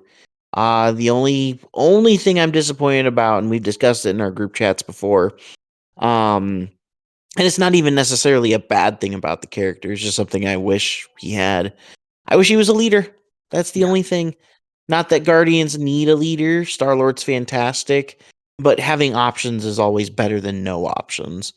I was surprised that Yondu was not neither Yondu nor Nova were leaders. I do say Yondu might be the most thematically accurate character that they've come up with. Just the way he feels like he's gonna Yondu in my head in terms of what he looks like on the table. JP, any last thoughts on Yondu? Didn't AMG blue balled us on that, didn't they? With the They leadership? had suggested that we were getting leaders for Guardians, didn't they? At some I point, They did. so. They absolutely did. Okay. It was Like- it was during Yeah, they did. They did. either one of Like the mini Adepticon extravaganzas or one of Yeah, the Adepticons. Something. They straight up said we were going to get another Guardians leader, and they definitely blue balled us. And this was the box to do it, right? Yeah. Yeah, like Shadowcat. Well, they missed that opportunity. Yeah. And When I and when ahead, just Patrick. when I no, I was just gonna say when I was looking at the card, I just the way Ravager code was set up, I thought, oh, that's the leadership. yeah. That would be well, I don't know if I'd like that mean, leadership. I mean, just the title of it. Just Yeah. that, Oh, yeah, I see what you're saying. Yeah, that kind of like, oh, okay, there's the oh no, it's not a leadership. Okay. So I don't know. I don't hate that as a leadership. I mean, mission objective as a leadership for all of your models. That's not terrible at all. yeah, that might be that Not terrible. I didn't say good. I just said not terrible. It's might be- okay. It's better than David? sin. Hashtag low bar. David, any final thoughts on Yondu? Let's talk about he has a text card, right? Yeah, I was just gonna move on to that. Just is there anything else you want to do before we talk about his card? Yeah, let's talk about his card. Let's talk about the Okay. text card. Card is Plundered Goods. It's an unaffiliated active card. Yondu Udanta may spend two power to play this card. This round, when an allied character attacks an enemy character within 3 of an allied Yondu, if the enemy character is holding 1 or more objective tokens, the allied character may reroll up to 2 dice in its attack roll. Additionally, when an allied Yondu Udanta attacks an enemy character contesting or holding 1 or more objective round, after the attack is resolved, he gains 1 power. So, David, what do you think of that card? This card is bonkers. It's really good. I got some jank, but we can talk about the tactics card first. Okay. I think it's really good. Rerolls are good. Giving Yondu power is good. I don't know how much that's gonna amount to anything, but just the rerolls are good. Which is good. JP, what do you think? I want to come back. I want to hear the jank, but let's walk through the card first. So, JP, what do you think? I like this card quite a bit. It's Mhm. not. It kind of it's like a mini Dark Rain to me, like a Dark Rain reject or something. Okay. But like it's stapled to a character, which is great. Like I mean, it's cheap. It's 2. The only drawback I see is they have to be the biggest drawback I guess is they have to be within 3 of Yondu. So Yondu's wants to plink from range 5 with his 3 physical defense. So I don't know. You like the more targets you have for this, the danger for Yondu goes up exponentially. Right. The second clause, like this card would be good with the first clause. The second clause is just a cherry on top. Just giving basically refunding Yondu the power he spent on the card. Like, okay, sure, we'll do that. Yeah, I like this a lot. It gives Guardians even more punching power. Right. I think it's probably just an auto take, unless you're on Researcher or something. Right. I guess maybe if you land on your extracts and you have better cards, if you're running like a 3 extract scenario where you're not expecting your opponent to be holding that many, it loses a lot of value. But even getting rerolls into one character, with like you could just target that character like a Dark Rain, it's fine. The fact that it can target multiples or can affect multiple enemy characters is just icing. I like it. Alex, how about you? How's Plundered Goods? I like it too. It's a cheap tactics card. It lasts the entire round. It gives Yondu power. And the thing I thought of, it lets you save your winging it tokens for defense, which I appreciate. Yeah, probably You especially don't necessarily. if he's Oh, got go to be ahead. within 3. That's a good point. You can say he can have his winging it's for rerolls or for defense. Yeah, I mean, granted, if you just want to outright kill the target, so that way you don't even have to Right. use them for defense, all the better. But it's I've noticed Guardians players a lot of the time they use it for the attack dice, which is again more common. But I've seen defense as well. But the attack dice are almost always the better option. But being able to save the winging tokens for later, I like having that as a back pocket option too. Yeah, I it's just a great card altogether. I would agree with JP. I think the only time you don't bring it is if you're on Researcher, because it's almost stapled to Yondu. Right. Okay, David, take us to the jank tank. What are you thinking here with this thing? So I immediately, my first thought was Shadowland Daredevil, right?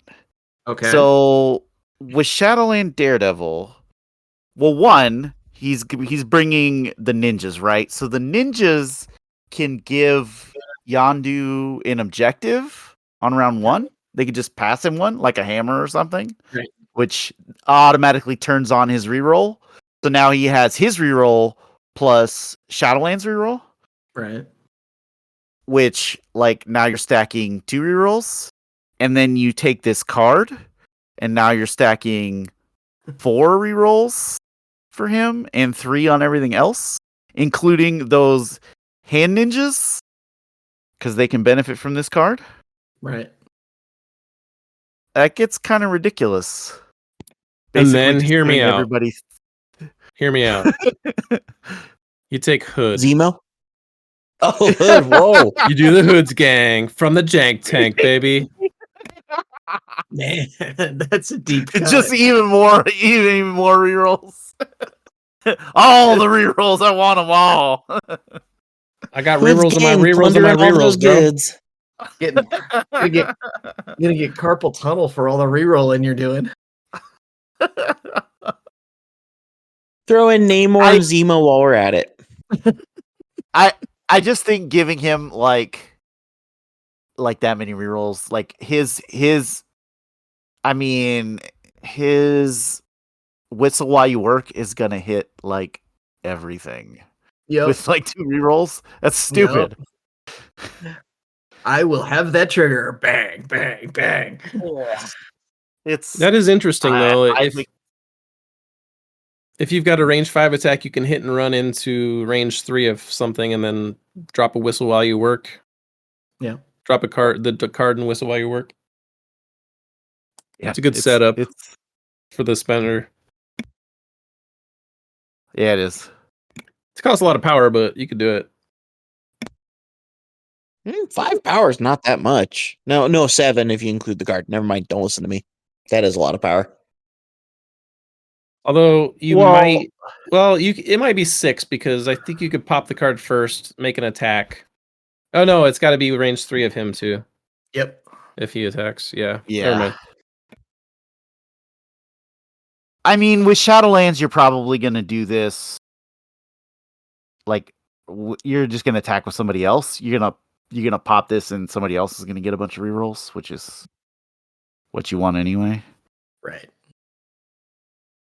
But I just think, like, the ability to stack rerolls like that in Shadowlands is kind of nuts, right? Yeah, he definitely seems to. He and Shadowland definitely. Yeah, Well, I and mean, I there's like the the- idea of like funneling him a hammer too, right? Because Right. now all of a sudden he's got a hammer and he's got the ability to move, and then he can throw 6 dice with 2 rerolls at something. I mean, that's fucking crazy, especially at range 5, right? Well, and the hammer just makes his spender all that more effective too. Yeah, it's good. I like it. Yeah. If only Shadowland lists were good. Well, maybe I don't they think- are. That's- Maybe they I are don't- now. I don't know. I don't know if Yondu's quite Shadowland Jesus. Yeah, it's not. I don't know. The I feel like, Bucky's that stupid Solda activated works on Shadow and Daredevil, right? Let me look it up. I don't just- think it 'Cause does. I believe it says. I thought it said It's- Criminal Syndicate. I thought it was Cabal Hydra. I thought it was Cabal, Hydra, Um, Criminal Syndicate. I thought it was all 3. Cabal, Criminal, or Hydra. Oh, okay. Yeah. There you go. Okay. Giving Shadowland cover always. It's pretty good. Stack that with Yondu rerolls. I like it. Yes. I kind of missed my window, but I sort of felt like Yondu as Shadowland Jesus was the perfect way to wrap up a Christmas episode. Oh yeah. I like I do too. Any closing thoughts on our 3 new characters before we thing home? I'm excited for this round of characters. Like these, I Me mean, too. I'm a Guardian stan, so it was kind of inevitable unless they really sucked ass. But like even Elsa Bloodstone, I'm excited for her too. Yeah, me too. Alex, what do you think? Yeah, I'm excited for him. More options is always good. Brings life back into the game for those affiliations. I feel where, again, options. We're not going to see necessarily the same thing over and over again. So I like it. I feel like it's been just long enough where since Guardians were sort of the boogeyman everybody now getting 2 new Guardians doesn't just feel oppressive and people will complain about it. David, Agreed. Any final thoughts on our newbies? I mean, I think they're good. I like this whole. I was the other thing that I was thinking about too with that reroll card is CGR becomes kind of insane if he's rerolling dice plus his counting skulls. Just gonna murder things. I keep trying not to acknowledge that CGR is in the game, much like I mean, he is a guardian. Like, no. if you're gonna be playing Yondu, you're gonna be taking this card, right? yeah, like, 100%. I just don't think It's just so hard to play CGR. it is really hard to play CDR. Yeah. Like he's still a slot machine, and he's just not nearly as good of a slot machine. He can still go off, but he just doesn't feel the same. The not contesting as a 6th threat is just really detrimental. Yeah, you really do have to just play to mer. You have to play completely to mer. Yeah. I could see him coming in certain situations, but it's just hard to justify something like that in your 10. Yeah. But let's give it a wrap. All right. Well, before we close things out, webheads, thanks for sticking with us to the end. Probably should start talking about this at the beginning of the cast as well, but I'll do that. The best thing you can do to help us out, to support us, is to give us a rating and a review. That will help people find us. That'll help grow the community, and it will also help our fragile ego. Speaking for myself, I need that. Additionally, you can follow us on all the socials at Witty Banter. You can email us at wittybantercast@gmail.com, and you can support us at patreon.com/bantercast. You can help us keep the lights on. You can get property dojoing. We would love to get a new rock chew on. I think we've probably come to the end of character spoils, so first of the year is a great time to kind of get your rosters cleaned up and let us help you make them better. Until next time then, webheads, thanks for listening and be good.